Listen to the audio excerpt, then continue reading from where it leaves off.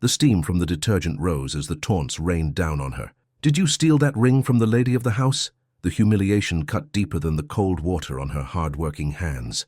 Emily endured every insult in the marble kitchen, ignored by people who had no idea that this quiet woman held the power to destroy their world. Part 1. That October night, the sky over Chicago seemed woven from black velvet, embroidered with the timid lights of distant mansions in Evanston. Inside the travertine marble kitchen of the new residence on the Gold Coast, hot steam mixed with the scent of lemon detergent rose in slow spirals.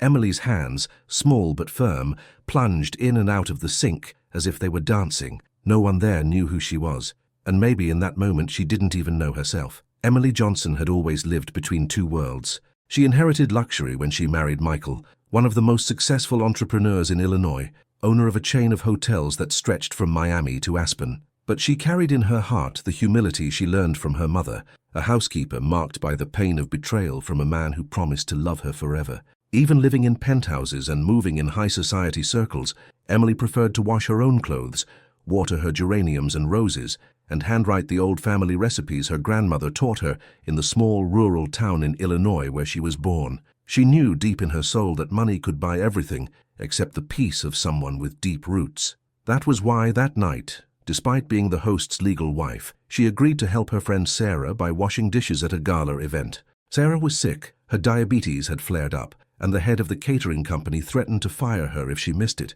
Emily hesitated for only a moment, but couldn't say no. For her, love was that invisible act of caring, even when no one was watching. She came in through the service entrance, just like in the old days when she helped her mother in the aristocratic homes of her childhood in Chicago. She put on a simple cotton apron, tied her long wavy hair into a bun, and reported to the event manager. She didn't yet know where she was. She couldn't have imagined it. No one there recognized her, and that hurt less than it should have. The kitchen was buzzing with orders, trays coming and going, waiters tripping over shouted instructions.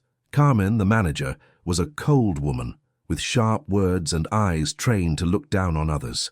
Seeing Emily struggling to balance the bohemian crystal glasses, she laughed with disdain.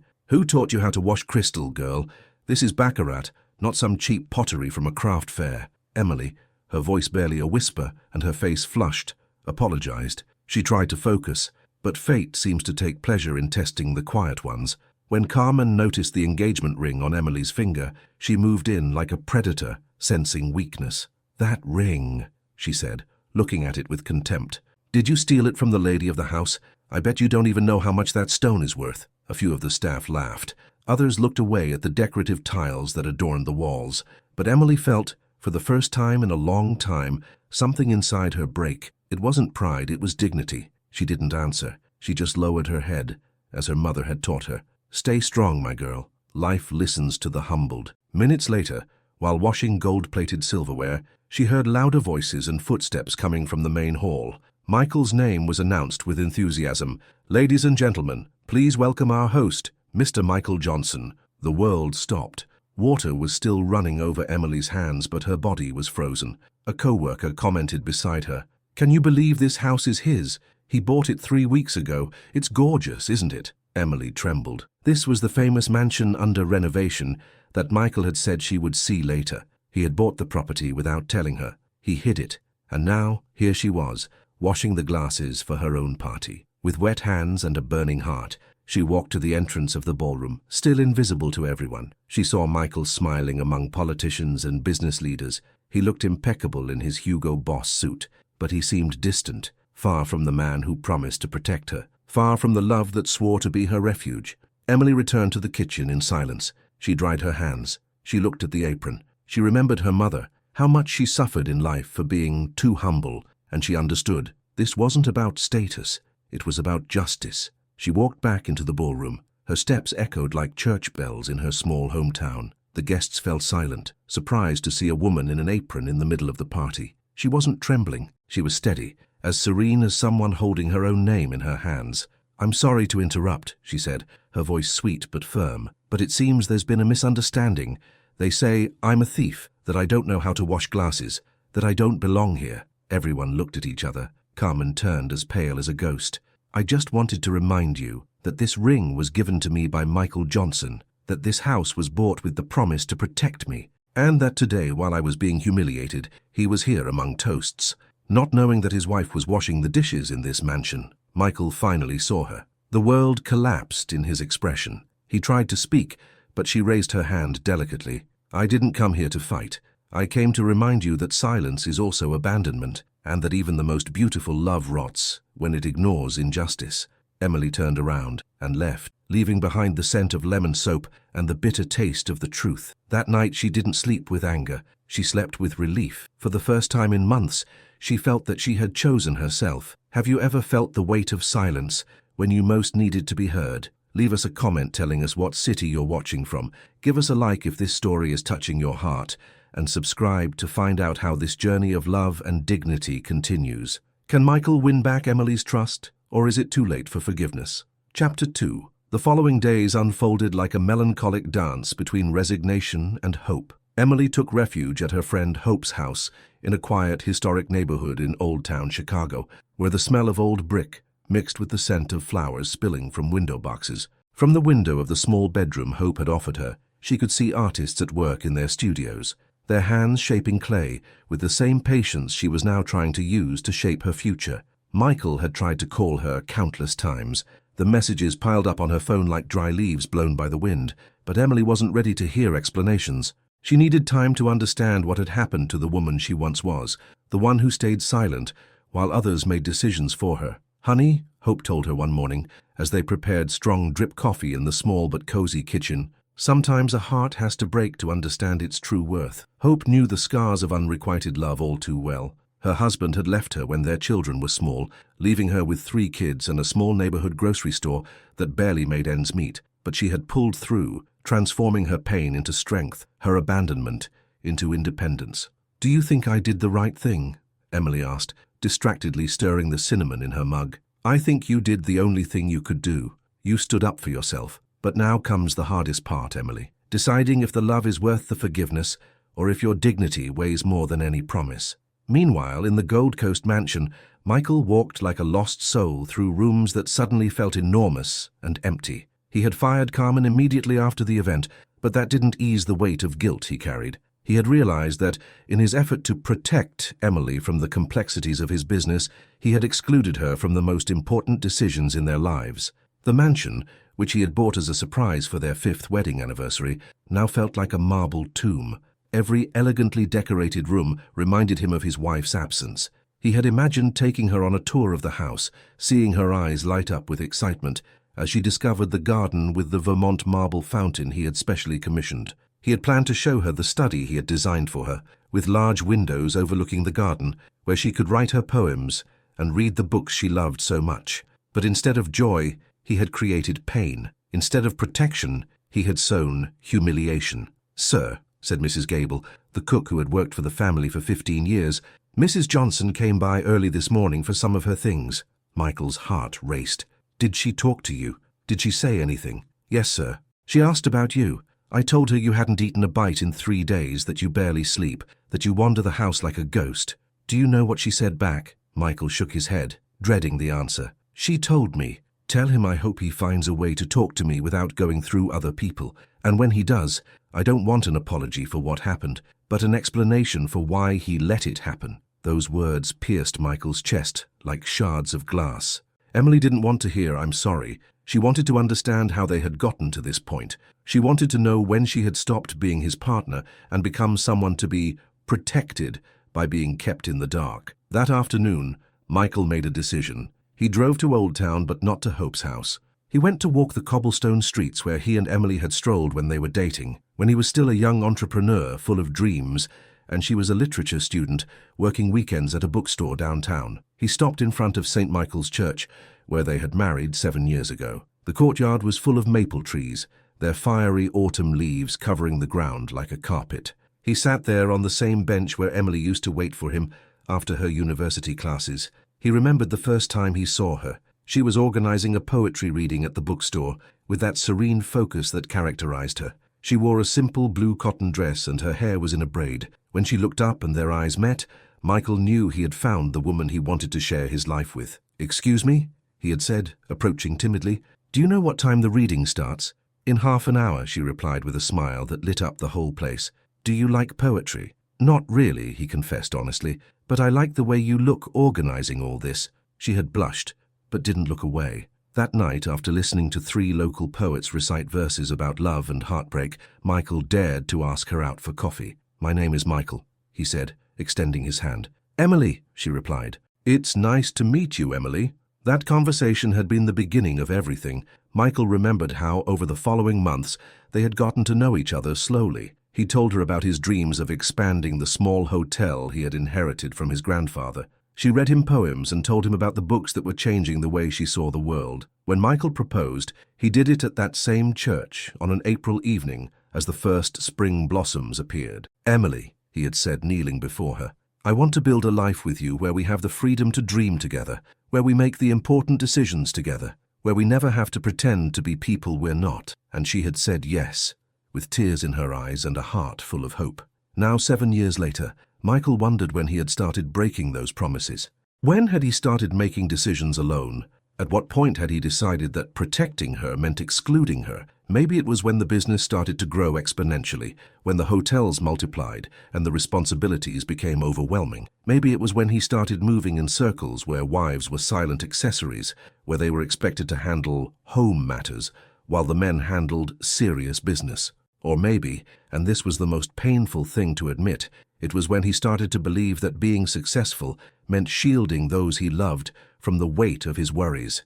Without realizing it, he had turned love into control, protection into exclusion. The sun began to set behind the Chicago skyline, painting the sky in colors that ranged from orange to deep purple. Michael took out his phone and wrote a message to Emily.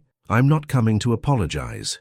I'm coming to explain why I let what happened happen, and to ask if you're still willing to build something new on the ruins of what we were. I'll be waiting for you tomorrow at 5 at St. Michael's. If you don't come, I'll understand." He sent it before his courage failed him, and then he sat on that bench until the stars appeared in the sky, praying to every saint he could remember that Emily would give him a chance to explain not just what he did wrong, but why he was willing to change. But what Michael didn't know was that Emily had been standing behind a large maple tree for the last 20 minutes, watching him. She had come to the church for the same reason he had, to remember who they were before they lost their way. When she received the message, she already knew what her answer would be, and as Emily read those words under the light of the full moon, her heart began to beat with an intensity she hadn't felt in months. Is it possible for true love to be reborn from the ashes of pain? Or are there wounds that, even when they heal, leave scars too deep to allow for a new beginning? Chapter 3. The next afternoon arrived like a whispered promise on the wind coming off Lake Michigan. Emily had spent a sleepless night, not from anxiety, but from a strange mix of nervousness and clarity. She knew she had to go, not for Michael, but for herself, to close a chapter of her life, or perhaps to write a new one. She dressed simply, an ivory linen dress that highlighted her sun-kissed skin, her hair loose in soft waves over her shoulders, and the silver earrings her grandmother had given her on her wedding day. She looked in the mirror, and for the first time in a long time she recognized herself. There was the woman she had been before getting lost in the expectations of others, before becoming invisible in her own life. Hope walked her to the door. "Remember, honey," she said, taking her hands, "listening doesn't mean forgiving, and forgiving doesn't mean forgetting. Do what your heart tells you, but don't abandon your reason." The courtyard of St. Michael's Church was bathed in the golden afternoon light. The autumn maple leaves had fallen like a fiery carpet over the stones, crunching softly underfoot. Michael was already there, sitting on the same bench where he had waited for her so many times when they were dating. But he looked different now. His shoulders, usually held straight with the confidence of success, were slightly slumped. His hands, normally steady, nervously fumbled with his car keys. When he saw her approach, he stood up immediately. For a moment, neither of them spoke. They looked at each other as if for the first time, as if rediscovering each other after a long journey. "Thank you for coming," Michael finally said, his voice barely audible. "I didn't come for you," Emily replied with an honesty that cut the air like a knife. "I came for me, because I need to understand what happened to us." He nodded, understanding that this meeting would be different from any conversation they had had before. "Can we walk?" Michael asked. They began to slowly circle the courtyard, their steps synchronized by habit, though a distance that was more than physical lay between them. "Emily," Michael began, his voice firmer now, "what happened that night at the house? It wasn't an accident. It was the result of years of decisions I made believing I was protecting you when I was actually excluding you." She didn't answer, but her silence wasn't a lack of interest. It was the deep attention of someone willing to hear the whole story. "Do you know when it started?" he continued. "It was 3 years ago when we expanded the hotels to Aspen. There were problems with permits, political complications, threats from groups who wanted a piece of the action. One night I came home and you were reading in the garden, so serene, so at peace, and I thought, I can't contaminate her tranquility with my problems, so I didn't tell you anything." They stopped in front of the stone fountain that graced the center of the courtyard. The water fell in gentle cascades, creating a constant murmur that seemed to accompany his words. "But that first decision to protect you led to another, and then another," Michael went on. "I stopped consulting you about investments. I stopped telling you about business trips. I stopped including you in decisions about our life because I convinced myself it was my responsibility to carry all the weight." Emily sat on the edge of the fountain, her fingers distractedly touching the surface of the water. "And the house?"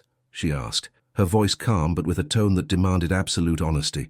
Michael took a deep breath. "The house, I bought it because I wanted to surprise you, because I wanted to make up for all the moments I hadn't been present, all the decisions I had made without you. I thought if I gave you something beautiful, something tangible, you could forgive my emotional absence." "Forgive what, exactly?"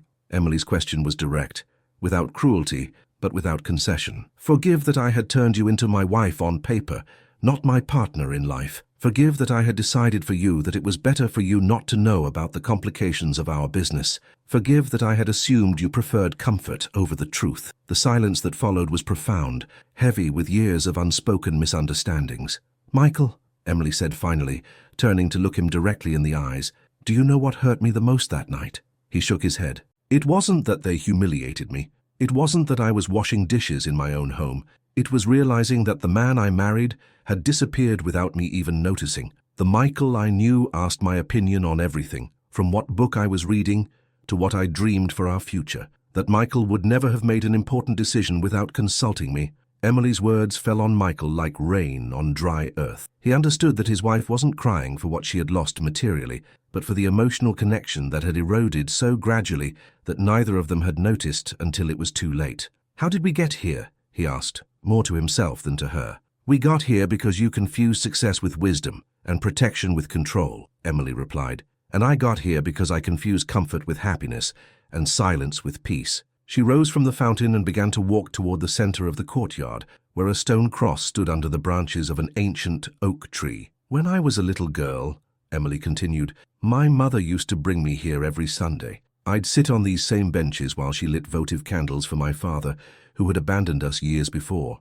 One day I asked her why she kept lighting candles for someone who had hurt us so much. Do you know what she told me?" Michael followed her, sensing this story was important. "She said, 'Honey, I don't light these candles for him. I light them for the woman I was when I loved him, so that she doesn't die completely inside me. Because if I let the pain kill that woman, he will have won twice, first when he left me and second when I stopped believing in love.'" Emily stopped in front of the cross, her eyes shining with tears that weren't of sadness, but of understanding. "That night in the house, Michael, it wasn't the humiliation that broke me. It was realizing that I had allowed the woman I was when I met you to die slowly, without a fight, without defending who I really was."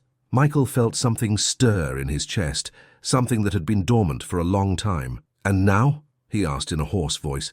"What do we do now?" Emily turned to him, and for the first time that afternoon, her expression softened. "Now we have to decide if we want to be the same people we were before, with the same mistakes, or if we're willing to become different people. Because going back to what we were isn't an option, Michael. That's already broken. And what if I want to become someone different? What if I want to learn to be your partner again, not your protector? Then you'd have to start by showing me, not with words, but with actions, that you understand the difference." The sun was beginning to set, creating long shadows among the church columns. Michael knew this was the crucial moment, the point where his words had to transform into real commitments. "Emily," he said, his voice clear and decisive, "I want you to know that the house on the Gold Coast, it's not ours anymore. I donated it this morning to a foundation that helps women leaving abusive relationships." She looked at him with genuine surprise. "Why?" "Because that house was a symbol of everything I did wrong. Buying it without consulting you, using it to try to compensate for my mistakes, allowing you to be humiliated within its walls. I don't want to build our future on a foundation of unilateral decisions. Emily felt something inside her begin to shift, like ice starting to melt after a long winter. So what do you propose? I propose we start over, that we look for a new house together, where we make every decision as a couple. I propose you teach me how to be the man you fell in love with again, but with the maturity of someone who has learned from his mistakes.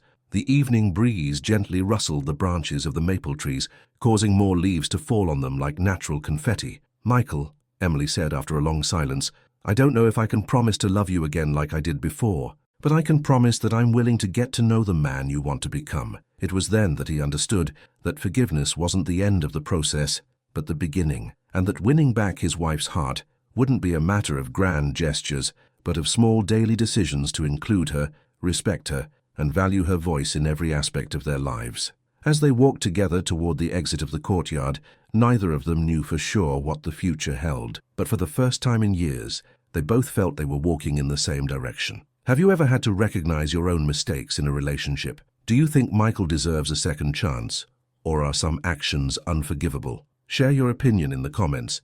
Tell us what country or city you're watching from, and give a like if this story is resonating in your heart. Subscribe to find out if Emily and Michael can build a new relationship on the ashes of the old, or if some obstacles are too great to be overcome. In the coming chapters, we will discover if true love can really be reborn, or if some wounds change the course of our lives forever. Chapter 4. The months that followed that meeting at the church were a delicate dance of rediscovery. Emily had agreed to move back in with Michael, but under very clear conditions. They would sleep in separate rooms until she felt she could fully trust him, and all major decisions from choosing a new house to the hotel expansion plans would be made jointly. Michael had agreed without protest. He understood that trust, once broken, had to be rebuilt brick by brick, day by day. They found a modest house in a quiet neighborhood in Evanston, a restored craftsman bungalow with a garden full of hydrangeas that reminded Emily of her childhood home. It wasn't the Gold Coast mansion, but it had something the other never did. It had been chosen by both of them. I like this place, Emily said the first time they walked through the property. I feel like we could be ourselves here, without any pretense.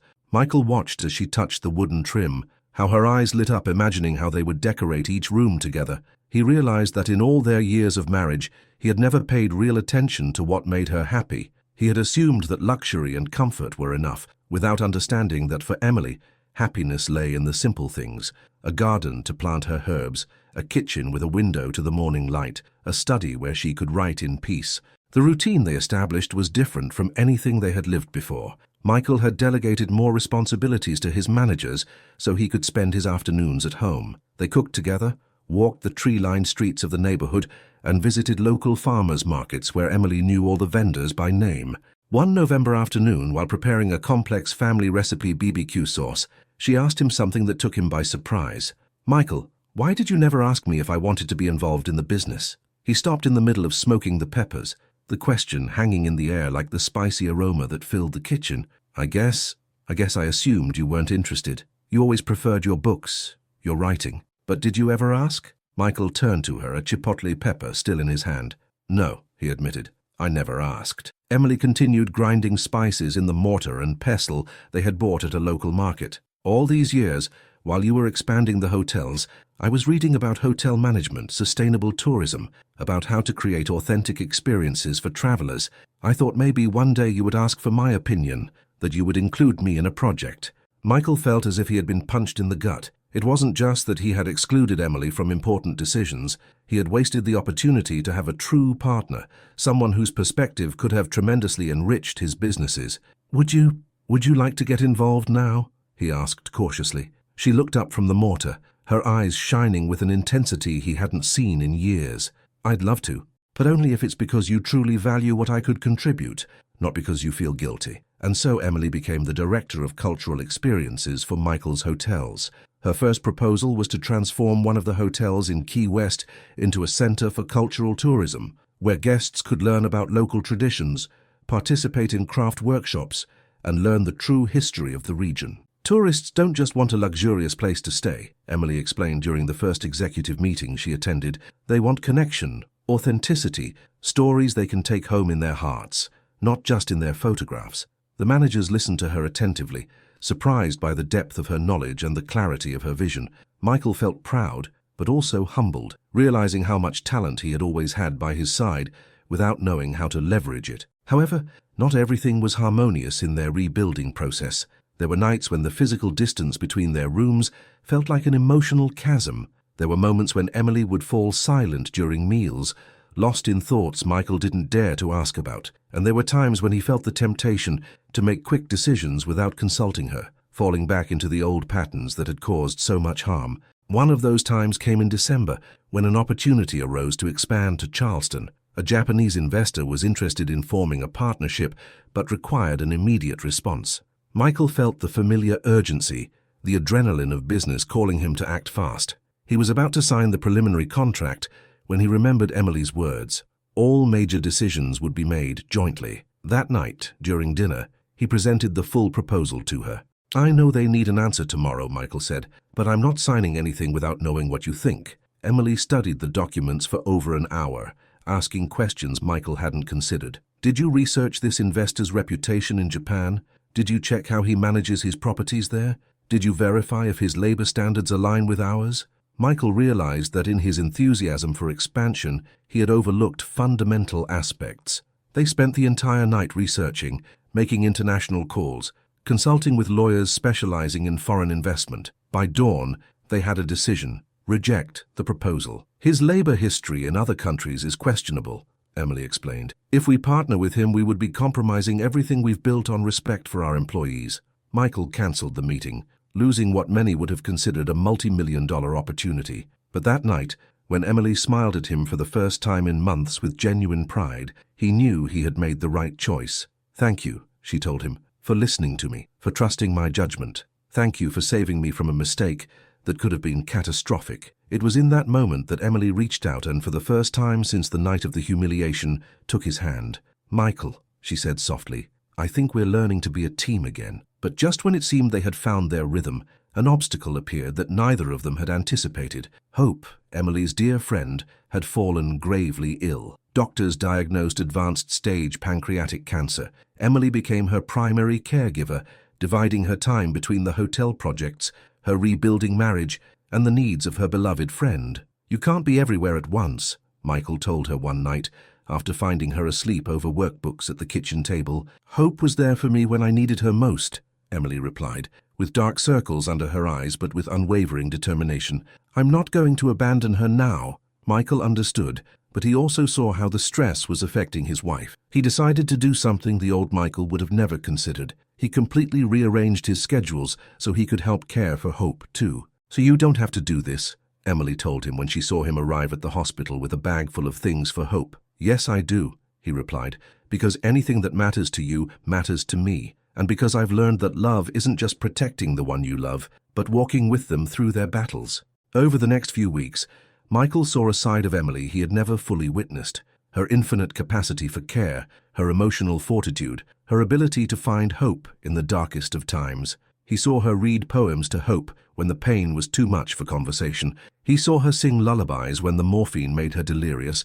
He saw her hold her hand during the endless nights in the hospital, and he also saw how it was all consuming her. One early morning, after a particularly difficult night when Hope had a crisis, Michael found Emily crying in the hospital parking lot. "I can't do this anymore," she whispered between sobs. "She's dying, and there's nothing I can do to stop it." Michael held her, feeling his wife's body tremble with a mix of exhaustion and grief. "You don't have to stop it," he told her softly. "You just have to be there, and that is everything." "What if it's not enough, my love?" Michael used the endearment for the first time in months and felt Emily relax slightly in his arms. "For Hope, your presence is the greatest gift you can give her. You don't have to save her, you just have to love her." That night, for the first time since they had moved back in together, Emily didn't go to her separate room. She curled up on the living room sofa in Michael's arms, feeling that after so much time rebuilding their relationship as partners, they were beginning to rebuild it as lovers. 3 days later, Hope passed away peacefully,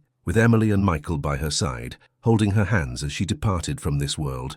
At the funeral, Emily read a poem she had written for her friend. "She left as she came into my life, teaching me that true love is not just staying for the sweet moments, but remaining when the world falls apart, when words are not enough." when all that's left is the silence of two hearts beating together against the darkness. Michael heard those words and understood that Emily wasn't just talking about hope. She was talking about them, about what they had managed to build in the past months, about the kind of love they had chosen to cultivate, one that remains even when it's hard, that commits not just to happiness, but also to the struggle. That night, after the funeral, Emily approached Michael with an expression he couldn't quite decipher. "I want to ask you something," she said, "and I need you to be completely honest with me." "Always," he replied. "Do you think we could try being husband and wife again? Not just partners, not just housemates, a real husband and wife." Michael's heart pounded in his chest. "Are you sure? Are you really ready?" Emily moved closer to him, her eyes shining with a mix of vulnerability and determination. "These past few months I've seen the man I fell in love with, but I've also met a new one. The man who can admit his mistakes, who can change, who can be present, not just in the easy moments, but in the hard ones too. And I think I'm falling in love with both of them." Michael kissed her then, softly at first, and then with all the pent-up passion of months of rebuilding, of patience, of hope. But neither of them knew that their story was about to face its most difficult test yet, one that would challenge not only their restored love, but the very essence of who they had chosen to become. Have you ever had to care for someone you love while struggling to heal your own life? Do you think Michael and Emily have truly overcome their problems, or are there still obstacles too great to face? True love seems to be returning to their lives, but will it be strong enough for what's to come? Chapter 5. Spring arrived in Chicago with an explosion of color that seemed to celebrate the rebirth of Emily and Michael. The tulips bloomed along Michigan Avenue, the hydrangeas in their garden had grown lush, and the cultural hotel project in Key West was bearing fruit beyond their most optimistic expectations. Guests were arriving not just for the luxury rooms, but for the authentic experiences Emily had designed. Pottery workshops with Appalachian master artisans, traditional cooking classes with local grandmothers, guided expeditions by historians who told the true legends of the Florida Keys. "Look at this," Emily said to Michael one April morning, showing him the hotel's online reviews. "Listen to what this family from Canada wrote. We didn't just stay in a hotel, we lived a piece of America. We returned home transformed, with new friends and a deep understanding of a culture we now carry in our hearts." Michael read over his wife's shoulder, breathing in the scent of her coconut shampoo that always calmed him. "You know what I love most about this?" he said, wrapping his arms around her. "What? That we're creating something that neither you nor I could have achieved alone. This is truly ours." Emily leaned back against his chest, feeling the solidity of his presence, the security of knowing she had a true partner. "Michael," she said softly, "there's something I want to tell you." "Tell me." "I've been thinking about having a baby." The words floated in the morning air like cherry blossom petals. Michael felt the world stop for a moment. "Really?" he asked, his voice thick with emotion. "Really? But only if you want it too, and only if we're sure we can be the parents a child deserves. Present, united, committed not just to loving each other, but to raising someone else." Michael turned to look her directly in the eye. "Emily, there is nothing in this world I want more than to start a family with you. A real family, where we make decisions together, where our child grows up seeing what true love between their parents looks like." They kissed with the tenderness of those who have learned that love is not just passion, but also promise, commitment, a daily choice to build something beautiful together. That very afternoon, Emily cancelled her birth control appointment, and Michael rearranged his schedule to go with her to the gynecologist. They wanted to do things right from the beginning, but fate, which had been so generous to them in recent months, had a test in store that neither of them anticipated. 3 weeks later, while Michael was reviewing the hotel's financial statements, he received a call that would change everything. "Mr. Johnson," said the formal voice of the lawyer on the other end of the line, "I need to see you urgently. It's about a very serious matter related to your properties." The meeting was at the office of the most prestigious law firm in Chicago. Michael arrived with Emily, who had insisted on being present for any important decision. "Mr. and Mrs. Johnson," began Mr. Davis, an older man with a grave expression, "we've received a lawsuit that could jeopardize your entire estate." Michael felt his blood run cold. "A lawsuit? From whom?" "From Mr. Yoshida, the Japanese investor with whom you cancelled the deal a few months ago." Emily and Michael looked at each other, remembering the decision they had made together after researching the man's questionable labor history. "But we never signed anything with him," Emily said. "There were only preliminary conversations."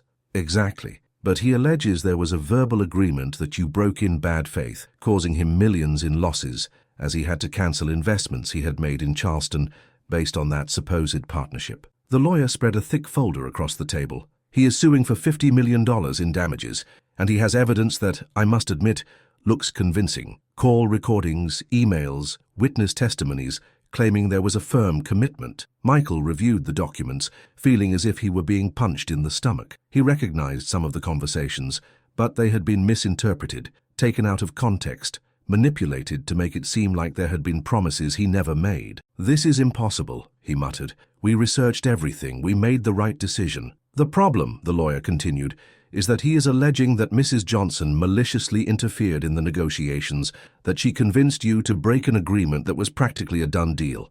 Emily felt as if ice water had been thrown on her. "Is he saying the lawsuit is specifically against me?" "Against both of you, but he is arguing that you, Mrs.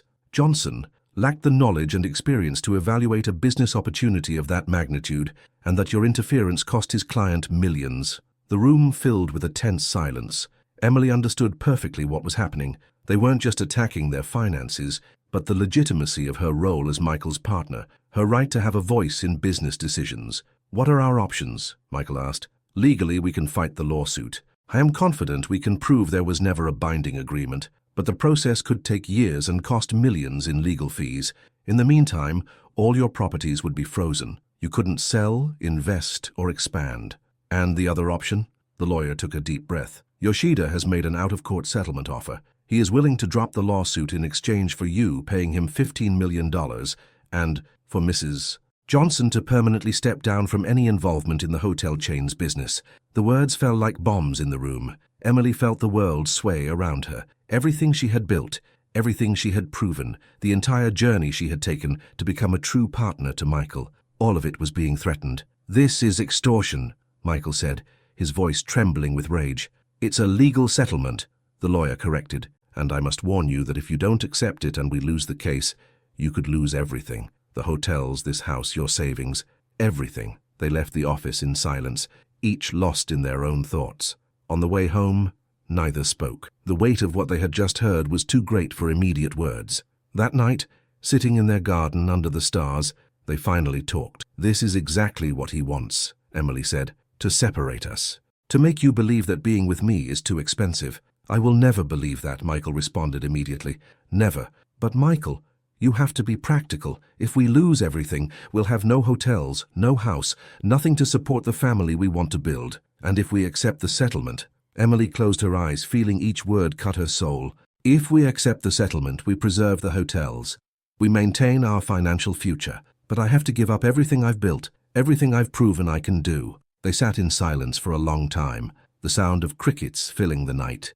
"Emily," Michael said finally, "do you remember what you told me about your mother? About the candles she lit at the church?" "Yes. You said she lit them for the woman she was when she loved your father, so that woman wouldn't die completely inside her." Emily nodded, not understanding where the conversation was going. "If we accept this settlement," Michael continued, "we would be killing the woman you are now. We would be allowing this man to destroy everything we've built together, not just financially, but as a couple. But if we don't, we could lose everything." "Everything what? Money, property?" Michael turned to her, taking her hands. "Emily, if I've learned anything these past months, it's that everything isn't the things we own. Everything is who we are when we're together. It's the ability to make decisions as a team. It's mutual respect. It's the trust we've rebuilt." Tears began to roll down Emily's cheeks. "Are you saying you'd rather risk it all than ask me to step down?" "I'm saying I'd rather be poor with you as my true partner than rich with you reduced to being just my silent wife again." Emily looked into his eyes and saw something that calmed her deeply. She saw the man who had fallen in love with the woman who reads books and has opinions, not the silent accessory that some expect wives to be. "Okay," she said, "we fight." "Are you sure?" "I'm sure. Because you're right. We've fought too hard to become who we are now to let someone force us backward." They held each other under the stars, knowing they had made the right, albeit riskiest, decision. But what they didn't know was that Yoshida had been waiting for exactly that response. He had an arsenal of falsified evidence, paid-off witnesses, and a plan to destroy not just their finances, but their reputation and their marriage. 2 days later, the first blow came. The media published a story about the ambitious wife who destroyed a multi-million-dollar deal out of jealousy. Social media filled with cruel comments about Emily, some escalating to threats. The second blow came a week later.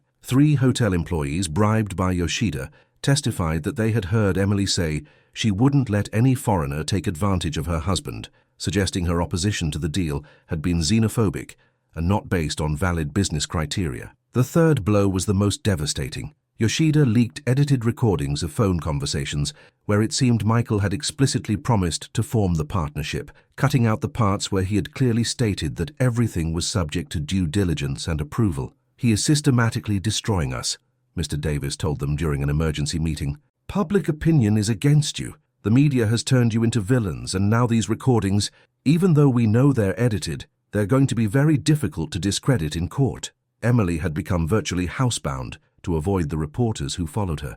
Michael had to hire private security after strangers showed up at their house shouting insults. Maybe we should reconsider the settlement," Emily whispered one night, after a group of people had vandalized her car with graffiti that read "Gold Digger" and "Home Wrecker." "No," Michael said firmly, "we are not going to let him defeat us with lies and manipulation." "But Michael, this is destroying us. It's destroying me. I can't leave the house. I can't go to the hotels. The employees look at me like I'm a monster." "Then we'll leave." "What?" Michael stood up with a determination Emily had never seen before. "We'll leave the country. We'll sell everything we can before it's legally frozen, take the money, and start over somewhere else. Together." Emily looked at him as if he had lost his mind. "You're willing to abandon everything you've built? Your grandfather's company? Your entire life?" "Emily," he said, kneeling in front of her, "my entire life is you. Everything else is just things.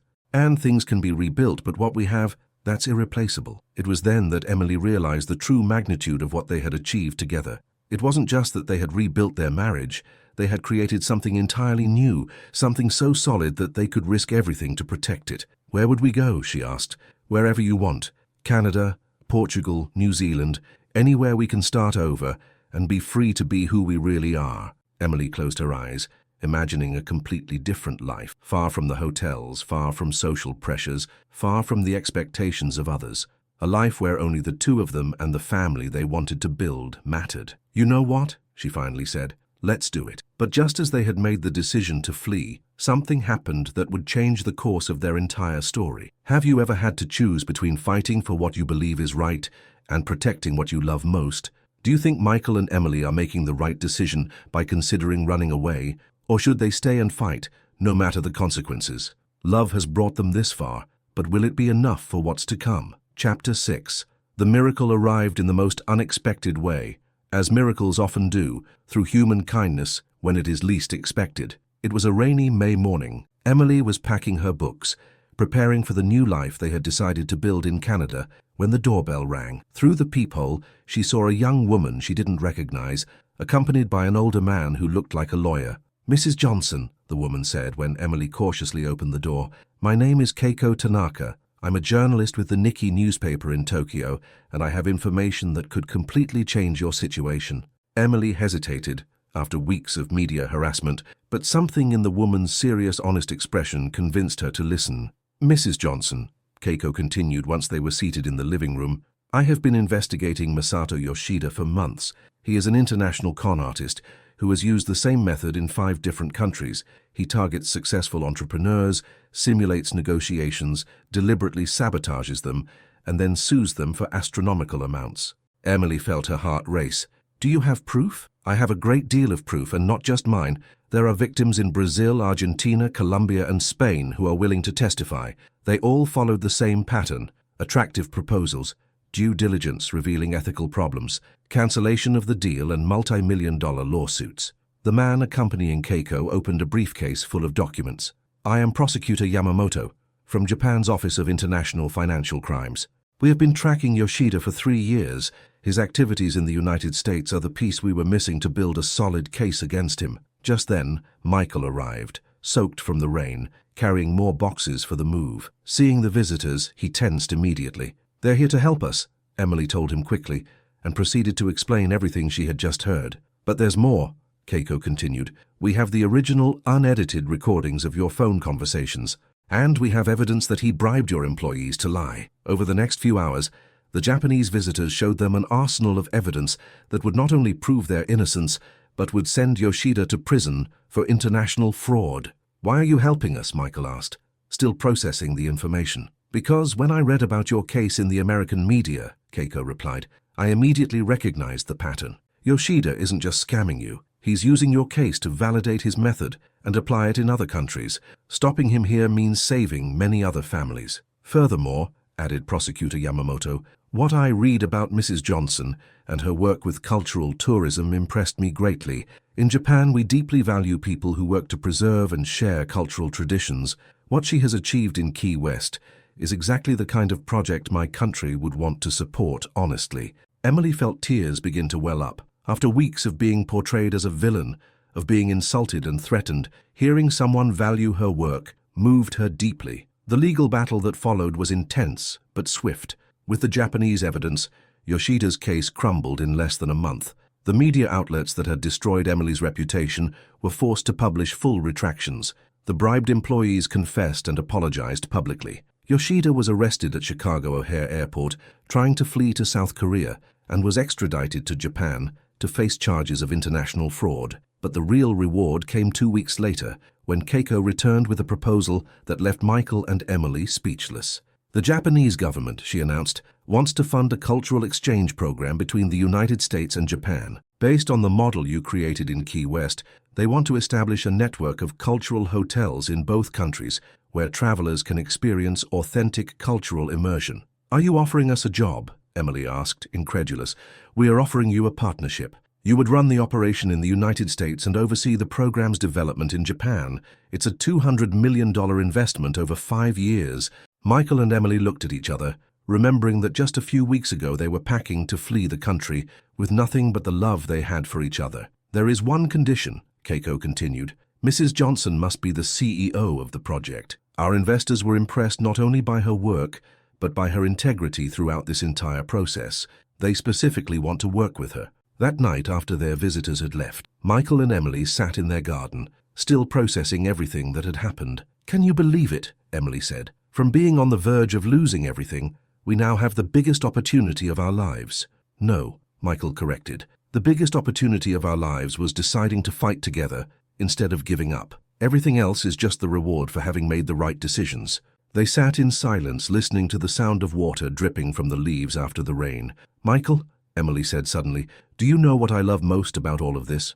What? That they came looking specifically for me. Not for you, not for us as a couple. For me, for my work, for my vision, for who I am as a professional. Michael hugged her, understanding perfectly what that meant to her. You always knew you had that value, he said. The problem was that I hadn't given you the space to prove it. And now you are. Now I am, and the whole world can see what I should have seen from the beginning. 3 months later, at a ceremony at the Japanese embassy in Washington, D.C., Emily and Michael signed the most ambitious cultural cooperation agreement between the two countries. Emily wore an elegant navy blue dress, the same color she wore the first time Michael saw her in the bookstore. Are you nervous?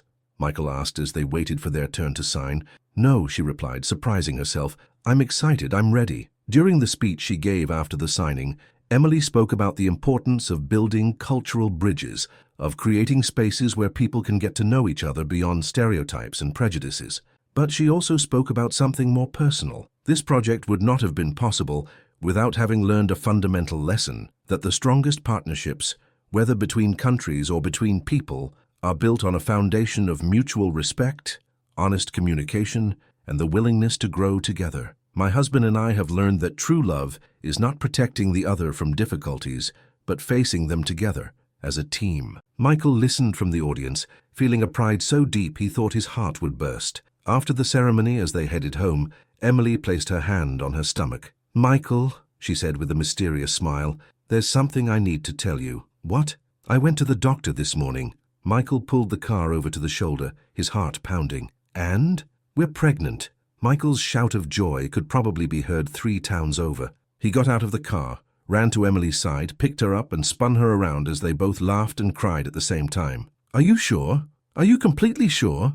Completely sure. We're having a baby in February. They hugged there, on the shoulder of a highway under the pink evening sky, feeling that life had given them not just a second chance, but the chance to create something entirely new and beautiful. That night at home, they started making plans. The baby would be born just as they were beginning construction on the first cultural hotel in Japan. It would be a truly international child, growing up speaking English and Japanese, understanding from a young age that cultural differences are gifts that enrich life. "You know what name I like?" Emily said as they lay in bed, Michael's head resting gently on her still flat stomach. "What? If it's a girl, Hope, for my friend, for everything she represented in our lives." "I like that," Michael said. "And if it's a boy?" "Hiroshi, it means tolerant, generous in Japanese. It seems perfect for a child who will grow up building bridges between cultures." "Hope or Hiroshi Johnson," Michael murmured. "I like the sound of that." They stayed up late, imagining the future, planning family trips between the US and Japan, dreaming of the moment they could tell their child the story of how Mom and Dad got lost and found each other, how they learned that true love isn't a feeling that just happens, but a decision you make every single day. A year later, 3-month-old Hope Johnson was in her mother's arms as Emily cut the inaugural ribbon for the first cultural hotel in Kyoto. Michael took pictures documenting every moment of their new life. That night, in their room at the hotel they had designed themselves, Emily breastfed Hope while Michael read a Robert Frost poem about mature love aloud. "You know what?" Emily said when he finished reading. "I think I finally understand what it means to truly love someone." "What is it?" "To truly love is to choose every day to build something together that is bigger than what either of you could achieve alone. It's deciding that the person you love deserves not just your protection, but your respect, your trust, and your admiration." Michael closed the book and moved closer to them, his two loves, his entire life summed up in that one bed in a hotel, thousands of miles from home, yet feeling more at home than ever. "I love you, Emily Johnson," he said. "And I love you, Michael Johnson.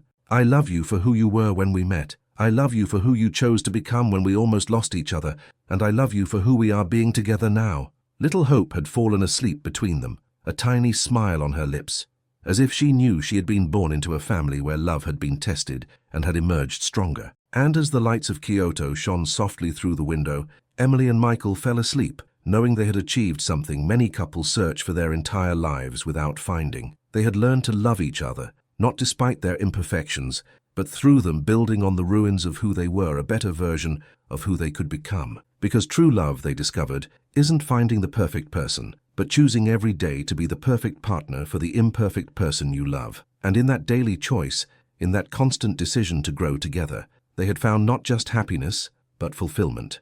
Their story had begun with humiliation in a marble kitchen, but it had blossomed in gardens on 2 continents, survived betrayals and lies, grown in hospitals and courtrooms, and finally borne fruit in a new life whose name carried the hope of a world where differences are bridges, not walls.